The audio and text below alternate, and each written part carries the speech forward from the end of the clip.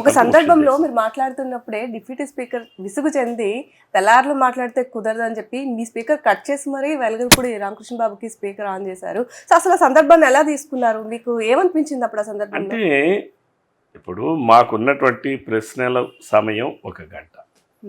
1 గంటలో 10 ప్రశ్నలు అవకాశం ఉంటుంది. అది మేము వెంటనే అక్కడ అడగడానికి ఉండదు. దాని ప్రొసీజర్ ఏంటంటే మేము ముందుగానే ఒక 2-3 నెలలు ముందుగానే శాసనసభ సమావేశాల ప్రారంభానికి ఒక 2-3 నెలల ముందుగానే మా ప్రశ్నలు మేము పంపిస్తాం శాసనసభ.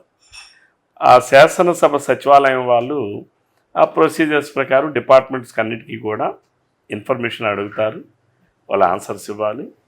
వాటిని సభలో ఉన్నటువంటి సంఖ్యాబలాన్ని, పార్టీలకు ఉన్న సంఖ్యాబలాన్ని బట్టి ఆ 10 ప్రశ్నల్లో ఎన్ని ప్రశ్నలు ఏ పార్టీకి వెళ్తాయి అనేది నిర్ణయం అవుతుంది. అది పూర్తిగా సంఖ్యాబలాన్ని బట్టి.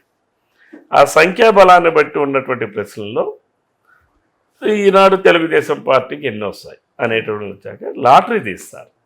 అందరూ 175 మంది శాసనసభ్యులు కూడా ప్రశ్నలు పంపిస్తారు. పంపించేటప్పుడు ఆ లాటరీ విధానం ద్వారానే అవి ఎంపిక అవుతాయి. ఆ లాటరీ విధానం ద్వారా ఎంపికైనటువంటి ప్రశ్నలే శాసనసభ సమావేశాల్లో వస్తాయి. కాబట్టి అంటే అక్కడ సమయం కూడా ఇంపార్టెంట్. ఒక స్పీకర్ గారు ఏంటి, తనకున్నటువంటి సమయంలో సభని పూర్తి చేయాలి. అంటే ప్రశ్నలు ఉంటాయి, 0 అవర్ ఉంటుంది, కాలింగ్ అటెన్షన్ ఉంటుంది, షార్ట్ నోటీస్ ఉంటుంది, ఇంకా ప్రభుత్వ బిజినెస్ అంటారు. ప్రభుత్వ బిజినెస్ అంటే ప్రభుత్వం తాలూకు బిల్స్, ఇప్పుడు చట్టాలు రూపొందించడానికి బిల్స్ పెడతారు. అలాగే కొన్ని అంశాలని ప్రభుత్వం ప్రజలకి చెప్పడానికి కొన్ని అంశాలు ఉంటాయి, వాటి మీద డిస్కషన్స్ ఉంటాయి. అంటే ఇగో ఈరోజు వాట్సాప్ గవర్నెన్స్ తీసుకున్నాం, దానిపైన సభ్యులు కూడా అందరూ చర్చలో పాల్గొవాలి. కాబట్టి సమయాభావం వలన స్పీకర్ స్థానంలో ఉన్నటువంటి డిప్యూటీ స్పీకర్ గారు కావచ్చు, స్పీకర్ గారు కావచ్చు, సమయాభావం వల్లనే సభ్యులు ఎవరు మాట్లాడినా, ఒక నేననే కాదు ఎవరు మాట్లాడినా కాస్త టైం చూసుకొని మాట్లాడండి, టైం లిమిట్ చేయండి అని చెప్పి సూచిస్తారు. ఎందుకంటే that is they duty of the speaker.